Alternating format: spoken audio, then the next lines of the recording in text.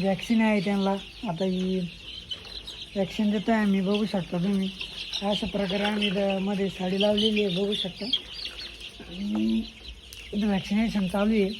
अशा प्रकारे वॅक्सिनेशन करावं लागतं, बघू शकता. रोंबो खाद्याच्या ट्रेमध्ये पिल्लं भरून ठेवत आहे वाचक्यासाठी, बघू शकता तुम्ही. एका पिल्लाच्या डोळ्यामध्ये 2 ड्रॉप टाकावं लागतं, त्यामुळे त्याला आजार वगैरे काही होत नाही.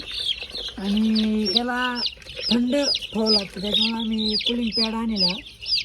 तर बाटल्या त्याच्यावर थंड होतात, मग पिल्लांना द्यावं लागते. तर हे 8-7 दिवस झाले आज, आणि 7व्या दिवशी हा वॅक्सिनेशन राहतो.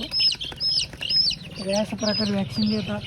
तर इथं मध्ये कंपाऊंड केल्यामुळे इथलची पिल्लं वॅक्सिनेशन केल्याबद्दल इकडं टाकले जातात.